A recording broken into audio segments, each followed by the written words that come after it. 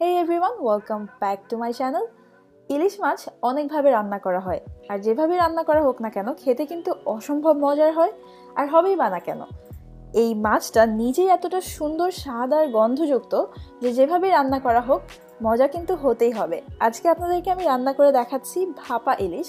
আর ভাপা ইলিশ হচ্ছে যেই ইলিশটা ভাপে রান্না করা হয়।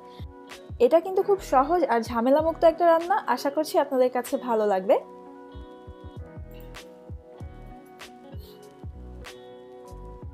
ভাপা ইলিশ রান্নার জন্য আমি 4 টুকরা ইলিশ মাছকে ভালোভাবে ধুয়ে নিয়েছি।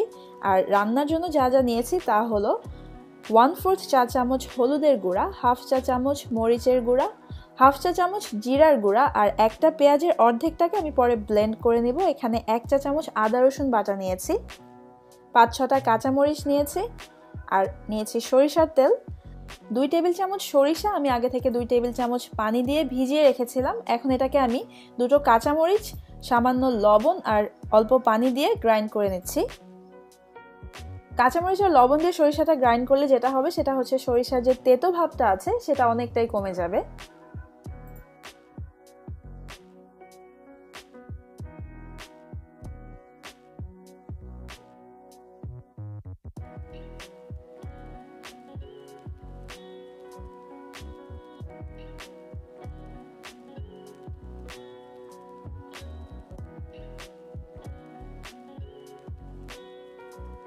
এখন একটা বাটিতে আমি সরিষাটা নিয়ে নিয়েছি। এরপর যে পেঁয়াজটা আমি রেখেছিলাম তার অর্ধেকটাকে আমি একটু ব্লেন্ড করে নিচ্ছি।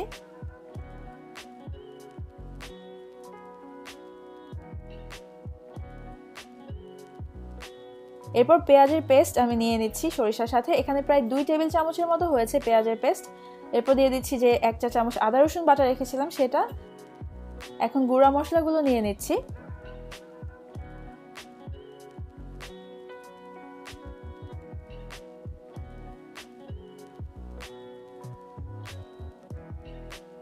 এরপর নিয়ে নিচ্ছি লবণ। লবণটা আপনারা আপনাদের স্বাদ মতো নিয়ে নেবেন।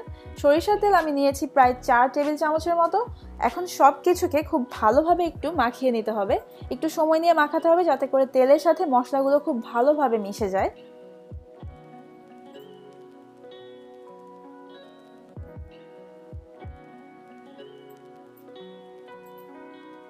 আমার মশলা মাখানো হয়ে গেছে। এখন এর মধ্যে আমি ইলিশ মাছের টুকরাগুলোকে নিয়ে খুব ভালোভাবে মশলার সাথে মাছগুলোকে মাখিয়ে নিব।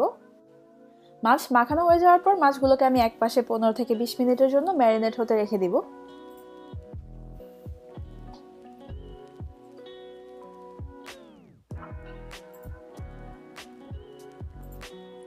বিশ মিনিট পরে আমি মাছগুলোকে একটা এয়ারটাইট বক্সে নিয়ে নিচ্ছি। আপনারা চাইলে কোনো টিনের অথবা সিলভারের ঢাকনাযুক্ত কৌটা ইউজ করতে পারেন। আমার কাছে টিনের অথবা সিলভারের কিছু ছিল না, তাই আমি এখানে oven safe airtight glass box use করছি। বাট আপনারা যদি গ্লাস বক্স ইউজ করেন মেক শিওর করবেন যে আপনাদের যে গ্লাস বক্স যেটা আছে সেটা ওভেন সেফ আর একটা সার্টেন তাপমাত্রা নিতে পারে। আমার এটা 250 ডিগ্রি সেলসিয়াস পর্যন্ত তাপমাত্রা নিতে পারবে, তাই আমি এটা ইউজ করছি। আর তা না হলে কিন্তু যে কোনো নর্মাল গ্লাস বক্স ইউজ করলে কিন্তু এটা রিস্কি হয়ে যাবে। এখন আমি এর মধ্যে কাঁচামরিচ দিয়ে দিচ্ছি। কাঁচামরিচ যেগুলো আমি রেখেছিলাম সেগুলোকে মাঝখান থেকে কেটে নিয়ে তারপর দিয়ে দিয়েছি।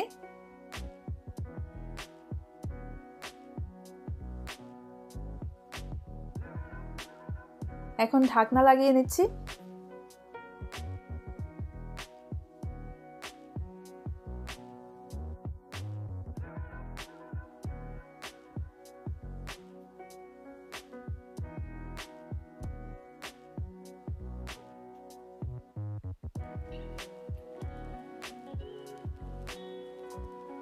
চুলায় আমি একটা বড় সাইজের প্যান বসিয়ে দিয়েছি। এখন এর মধ্যে একটু কিচেন টাওয়েল বিছিয়ে আমি আমার বক্সটা বসিয়ে দিয়েছি।